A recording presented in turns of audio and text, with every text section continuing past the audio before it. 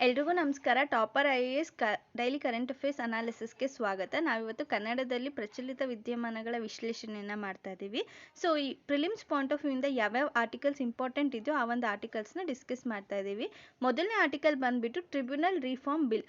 ಏನಿದು tribunal reform bill ಅಂದರೆ, ಈ ಒಂದು ಟ್ರಿಬ್ಯುನಲ್ ರಿಫಾರ್ಮ್ ಬಿಲ್ ಬಗ್ಗೆ ಸುಪ್ರೀಂ ಕೋರ್ಟ್ ಏನು ಮಾಡಿದೆ, ಕೆಲವೊಂದು ಕ್ವೇರೀಸ್ನ ರೈಸ್ ಮಾಡಿದೆ. ಏನಂದರೆ, ಗೌರ್ಮೆಂಟ್ ಏನು ಮಾಡಿತ್ತು ಅಂದರೆ, ಒಂದು ಟ್ರಿಬ್ಯುನಲ್ ರಿಫಾರ್ಮ್ ಆರ್ಡಿನೆನ್ಸ್ ಬಿಲ್ 2021 ತೊಗೊಂಡು ಬಂದಿದ್ರು. ಏನಕ್ಕೋಸ್ಕರ ಅಂದರೆ, ರ್ಯಾಷನಲೈಸೇಷನ್ ಮತ್ತು ಸರ್ವಿಸ್ ಕಂಡೀಷನ್ಸ್ನ ಅಮೆಂಡ್ ಮಾಡೋದಕ್ಕೋಸ್ಕರ ಈ ಒಂದು ಬಿಲ್ಲನ್ನು ತೊಗೊಂಡು ಬಂದಿದ್ರು. ಸೊ ಇದ್ರದ್ದು ಪ್ರಾವಿಷನ್ ಏನಂದರೆ, ಈ ಆರ್ಡಿನೆನ್ಸಲ್ಲಿರೋದು, ಈಗ ಕಂಡೀಷನ್ಸ್ ಆಫ್ ಸರ್ವಿಸ್ ಬಗ್ಗೆ ಇರ್ಬೋದು, ಅಥವಾ ಟೆನ್ಯೂರ್ ಆಫ್ ಟ್ರಿಬ್ಯುನಲ್ ಮೆಂಬರ್ಸ್ ಇರ್ಬೋದು, ಅಥವಾ ಚೇರ್ಪರ್ಸನ್. ಸೊ ಅಂದರೆ ಚೇರ್ಪರ್ಸನ್ಸ್ನ ಯಾವ ಥರ ಸೆಲೆಕ್ಟ್ ಮಾಡಬೇಕು, ಮತ್ತು ಎಷ್ಟು ಜನ ಟ್ರಿಬ್ಯುನಲ್ ಮೆಂಬರ್ಸ್ ಇರಬೇಕು, ಅವ್ರಿಗೆ ಎಷ್ಟು ವರ್ಷ ವರ್ಕ್ ಮಾಡಬೇಕು, ಮತ್ತು ಸರ್ವಿಸ್ ಕಂಡೀಷನ್ಸ್ ಏನೇನಿರಬೇಕು, ಈ ರೀತಿಯಾದಂಥ ಕೆಲವೊಂದು ಪ್ರಾವಿಷನ್ಸ್ನ ಈ ಒಂದು ಆರ್ಡಿನೆನ್ಸ್ ಕಂಟೈನ್ ಮಾಡಿತ್ತು. ಸೊ ಇದನ್ನು ಏನು ಮಾಡಿದೆ, ಸುಪ್ರೀಂ ಕೋರ್ಟು ಸ್ಟ್ರಕ್ ಡೌನ್ ಮಾಡಿದೆ, ಅಂದರೆ ಅದನ್ನು ತಡೆ ಹಿಡಿದು ನಿಲ್ಲಿಸಿದೆ.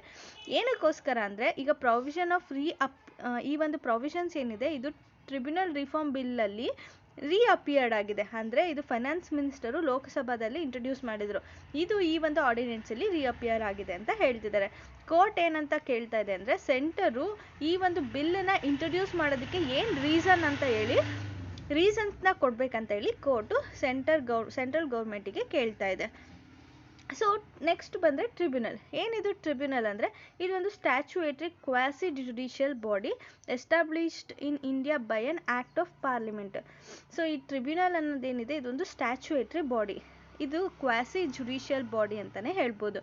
ಸೊ ಪಾರ್ಲಿಮೆಂಟು ಒಂದು ಅಥವಾ ಸ್ಟೇಟ್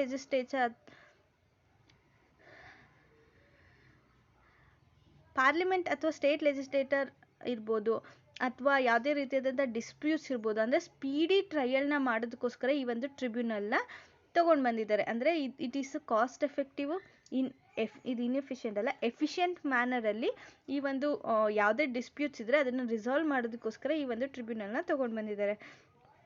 ಈ ಟ್ರಿಬ್ಯುನಲ್ ಏನಿದೆ, ಇದು ಒರಿಜಿನಲ್ ಕಾನ್ಸ್ಟಿಟ್ಯೂಷನಲ್ಲಿ ಇರಲಿಲ್ಲ. ಸೊ ಇದನ್ನು ಒಂದು ಆ್ಯಕ್ಟ್ ಮೂಲಕ ತೊಗೊಂಡು ಬಂದಿದೆ. ಅಂದರೆ 46 ಕಾನ್ಸ್ಟಿಟ್ಯೂಷನಲ್ ಅಮೆಂಡ್ಮೆಂಟ್ ಆ್ಯಕ್ಟ್ 1976 ಇದು ಅಂದರೆ ನ್ಯೂ ಪಾರ್ಟನ್ನು ಕ್ರಿಯೇಟ್ ಮಾಡುತ್ತೆ. ಪಾರ್ಟ್ 14A ಇದನ್ನು ಆ್ಯಡ್ ಮಾಡುತ್ತೆ. So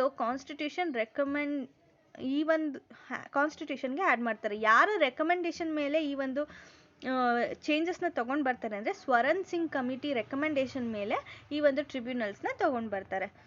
so defence testing infrastructure scheme. So ಈ ಒಂದು ಸ್ಕೀಮ್ ಏನಂದರೆ, ಇನ್ಫ್ರಾಸ್ಟ್ರಕ್ಚರ್ನ ಡೆವಲಪ್ ಮಾಡಬೇಕು ಡಿಫೆನ್ಸಿಗೆ. ಸೊ ಇದಕ್ಕೋಸ್ಕರ ಇದನ್ನು ತೊಗೊಂಡು ಬಂದಿದೆ. ಅಂದರೆ ಡೊಮೆಸ್ಟಿಕಲಿ ನಾವು ಈ ಒಂದು ಇನ್ಫ್ರಾಸ್ಟ್ರಕ್ಚರ್ನ ಡೆವಲಪ್ ಮಾಡೋದಕ್ಕೆ ಏನೇನು ಬೇಕೋ ಅದನ್ನು ಡೊಮೆಸ್ಟಿಕಲಿ ಮಾಡಬೇಕು. ಅಂದರೆ ಔಟ್ಸೈಡಿಂದ ಇಂಪೋರ್ಟ್ ಮಾಡ್ಕೊಳ್ಬಾರ್ದು, ಸೆಲ್ಫ್ ಸಫಿಷಿಯನ್ಸಿನ ಅಚೀವ್ ಮಾಡಬೇಕು ಅನ್ನೋ ಉದ್ದೇಶದಿಂದ ಈ ಒಂದು ಸ್ಕೀಮ್ನ ತೊಗೊಂಡು ಬಂದಿದ್ದಾರೆ. ಸೊ ಮೇನ್ ಇಂಟೆನ್ಷನ್ ಏನು ಅಂದರೆ, ಡೊಮೆಸ್ಟಿಕ್ ಡಿಫೆನ್ಸ್ ಮ್ಯಾನುಫ್ಯಾಕ್ಚರಿಂಗ್ ಮತ್ತು ಏರೋಸ್ಪೇಸ್ ಮ್ಯಾನುಫ್ಯಾಕ್ಚರ್ನ ಜಾಸ್ತಿ ಮಾಡಬೇಕು, ಅಂದರೆ ಬೂಸ್ಟ್ ಮಾಡಬೇಕು. ಇದನ್ನು ಮಿನಿಸ್ಟ್ರಿ ಆಫ್ ಡಿಫೆನ್ಸ್ ಅಂಡರಲ್ಲಿ ತೊಗೊಂಡು ಬಂದಿದ್ದಾರೆ. ಸೊ ಮಿನಿಸ್ಟ್ರಿ ಆಫ್ ಡಿಫೆನ್ಸ್ ಏನು ಮಾಡಿದೆ, ಡಿಫೆನ್ಸ್ ಟೆಸ್ಟಿಂಗ್ ಇನ್ಫ್ರಾಸ್ಟ್ರಕ್ಚರ್ ಸ್ಕೀಮ್ನ ಲಾಂಚ್ ಮಾಡಿದೆ. ಇದ್ರದ್ದು ಈಗ ಎಷ್ಟು ಖರ್ಚು ಮಾಡ್ತಿದ್ದಾರೆ, ಎಷ್ಟು ಇದಕ್ಕೆ ಡೆಡಿಕೇಟ್ ಮಾಡಿದ್ದಾರೆ ಅಂದರೆ, 400 crore ಈ ಒಂದು ಇನ್ಫ್ರಾಸ್ಟ್ರಕ್ಚರ್ನ ಕ್ರಿಯೇಟ್ ಮಾಡೋದಕ್ಕೆ ಡೆಡಿಕೇಟ್ ಮಾಡಿದ್ದಾರೆ. So state of the art testing ಇನ್ಫ್ರಾಸ್ಟ್ರಕ್ಚರ್ನ ಕ್ರಿಯೇಟ್ ಮಾಡೋದು ಇದ್ರದ್ದು ಉದ್ದೇಶ. ಇದು ಪ್ರೈವೇಟ್ ಇಂಡಸ್ಟ್ರಿ ಜೊತೆಗೆ ಪಾರ್ಟ್ನರ್ಶಿಪ್ ಮಾಡಿಕೊಂಡು ಈ ಒಂದು ಇನ್ಫ್ರಾಸ್ಟ್ರಕ್ಚರ್ನ ಡೆವಲಪ್ ಮಾಡೋದಕ್ಕೆ ವರ್ಕ್ ಮಾಡುತ್ತೆ. The scheme is launched in 2020. ಇದನ್ನು 2020ನಲ್ಲಿ ಲಾಂಚ್ ಮಾಡಿದ್ದು. ಇದು 5 yearsವರೆಗೂ ಡ್ಯೂರೇಷನಲ್ಲಿ ಇದು ರನ್ ಆಗುತ್ತೆ. ಸೊ ಇದೇನು ಮಾಡುತ್ತೆ, 6 to 8 green field defence testing ಇನ್ಫ್ರಾಸ್ಟ್ರಕ್ಚರ್ನ ಡೆವಲಪ್ ಮಾಡುತ್ತೆ. So it require defence and aerospace related to production. So ಅಂದರೆ ಏರೋಸ್ಪೇಸ್ ಮತ್ತು ಡಿಫೆನ್ಸ್ ರಿಲೇಟೆಡ್ ಆಗಿರುವಂಥ ಕೆಲವೊಂದು ಫೆಸಿಲಿಟೀಸ್ನ ಇದು ಕ್ರಿಯೇಟ್ ಮಾಡುತ್ತಂತಲೇ ಹೇಳ್ಬೋದು. ಸೊ ದಿ ಪ್ರಾಜೆಕ್ಟ್ ಏನಿದೆ, ಇದು 75% ಗೌರ್ಮೆಂಟ್ ಫಂಡಿಂಗ್ ಆಗಿರುತ್ತೆ, ಅಂದರೆ ಗ್ರ್ಯಾಂಟ್ ಇನ್ ಏಡ್. 25% ಪ್ರಾಜೆಕ್ಟ್ ಕಾಸ್ಟ್ ಏನಿರುತ್ತೆ, ಇದನ್ನು ಸ್ಪೆಷಲ್ ಪರ್ಪಸ್ ವೆಹಿಕಲ್ಸ್ ಕಾನ್ಸ್ಟಿಟ್ಯೂಯೆಂಟ್ಸ್ಟು ಬಾಂಡ್ ಮಾಡ್ತಾರೆ. ಸೊ ಅವರು ಇದ್ರದ್ದು ಜವಾಬ್ದಾರಿ ತೊಗೊಳ್ತಾರೆ.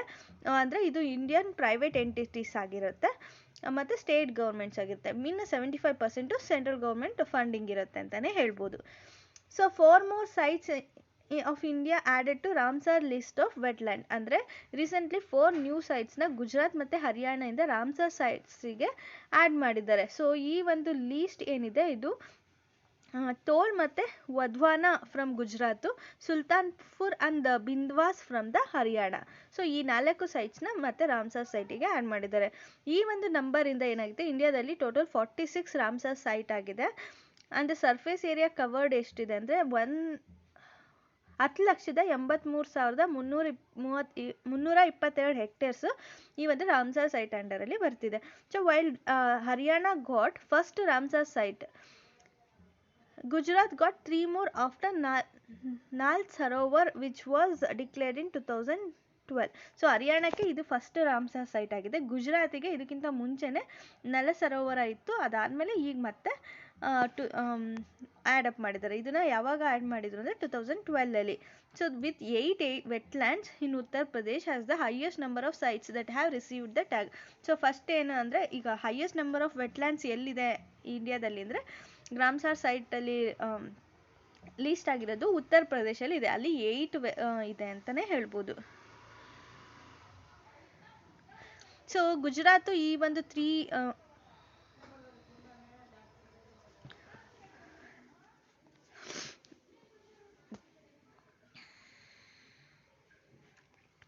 So next ಬಂದರೆ Ramsar convention. It is a intergovernmental treaty that provide framework for the conservation of wise use of wetland and the resources. ಅಂದರೆ ಏನು ರಿಸೋರ್ಸಸ್ ಇರುತ್ತೆ ಅಥವಾ ವೆಟ್ಲ್ಯಾಂಡ್ ಇರುತ್ತೆ, ಇದನ್ನು ವೈಸ್ ಆಗಿ ಅಂದರೆ ತುಂಬ ಕೇರ್ಫುಲ್ಲಾಗಿ ಯೂಸ್ ಮಾಡಬೇಕು, ಕನ್ಸರ್ವ್ ಮಾಡಬೇಕು ಅನ್ನೋ ಒಂದು ಉದ್ದೇಶದಿಂದ ಮಾಡ್ಕೊಂಡಿರೋಂಥ ಫ್ರೇಮ್ವರ್ಕ್ ಇದು. ಇದೊಂದು ಇಂಟರ್ ಗೌರ್ಮೆಂಟಲ್ ಟ್ರೀಟಿ ಅಂತಲೇ ಹೇಳ್ಬೋದು. So only global treaty focuses specially on the wetlands. So wetland ಮೇಲೆ ಫೋಕಸ್ ಮಾಡೋವಂಥ ಒಂದೇ ಒಂದು ಟ್ರೀಟಿ ಅಂದರೆ ಇದು ರಾಮ್ಸರ್ ಕನ್ವೆನ್ಷನ್. ಇದನ್ನು ಇರಾನಿಯನ್ ಸಿಟಿ ರಾಮ್ಸರಲ್ಲಿ ಅಡಾಪ್ಟ್ ಮಾಡ್ಕೊಳ್ತಾರೆ. ಸೊ 1971ನಲ್ಲಿ. ಸೊ ಇದು 1975ಅಲ್ಲಿ came into force. Almost 90% of the UN member states ಏನಿದ್ದಾರೆ ಅವರು all the world geographic region have acceded to the treaty become contracting parties. So UN ಅಲ್ಲಿರುವಂಥ 90% member ಇದರಲ್ಲಿದ್ದಾರೆ ಅಂತ ಹೇಳ್ತಿದ್ದಾರೆ. ಸೊ ಇದ್ರದ್ದು ರಾಮ್ಸರ್ ಲಿಸ್ಟ್ ಏಮ್ ಏನು ಅಂದರೆ develop and maintain an international network of wetlands. ಅಂದರೆ ಇಂಟರ್ನ್ಯಾಷನಲಲ್ಲಿ ಇರೋಂಥ ಎಲ್ಲ ವೆಟ್ಲ್ಯಾಂಡ್ಸನ್ನು ಪ್ರೊಟೆಕ್ಟ್ ಮಾಡಬೇಕು ಅನ್ನೋದು. Especially conservation of global biological ಡೈವರ್ಸಿಟಿನ ಕನ್ಸರ್ವ್ ಮಾಡಬೇಕು. ಹ್ಯೂಮನ್ ಲೈಫ್ನ ಸಸ್ಟೈನ್ ಮಾಡಬೇಕು through the maintenance of their ecosystem components, processes and benefits. So ಅಂದರೆ ನಮ್ಮ ಸುತ್ತಮುತ್ತ ಇರೋಂಥ ಎಕೋಲಾಜಿಕಲ್ ಬೆನಿಫಿಟ್ಸ್ ಏನಿದೆ, ಸೊ ಅದನ್ನೆಲ್ಲನೂ ಪ್ರೊಟೆಕ್ಟ್ ಮಾಡೋದ್ರ ಮೂಲಕ ಹ್ಯೂಮನ್ ಲೈಫ್ನ ಪ್ರೊಟೆಕ್ಟ್ ಮಾಡಬೇಕು ಅನ್ನೋದು ಈ ಒಂದು ರಾಮ್ಸರ್ ಕನ್ವೆನ್ಷನ್ದು ಮೇನ್ ಏಮ್ ಅಂತಲೇ ಹೇಳ್ಬೋದು. So that's all for today. ನಿಮಗೆ ಯಾವುದೇ ರೀತಿಯಾದಂಥ ಡೌಟ್ಸ್ ಇದ್ದರೆ ಕಮೆಂಟ್ ಸೆಕ್ಷನಲ್ಲಿ ಕೇಳ್ಬೋದು. ನಿಮಗೆ ಈ ಒಂದು ವಿಡಿಯೋ ಇಷ್ಟ ಆಗಿದೆ ಲೈಕ್ ಮಾಡಿ, ಶೇರ್ ಮಾಡಿ, ಕಮೆಂಟ್ ಮಾಡಿ, ಹಾಗೂ ಟಾಪರ್ IAS ಚಾನಲನ್ನು ಸಬ್ಸ್ಕ್ರೈಬ್ ಮಾಡ್ಕೊಳ್ಳಿ. ಈ ಒಂದು PDF ಬೇಕು ಅಂದರೆ ಟಾಪರ್ IAS ಆ್ಯಪ್ನ ಡೌನ್ಲೋಡ್ ಮಾಡ್ಕೊಳ್ಳಿ. Thank you all.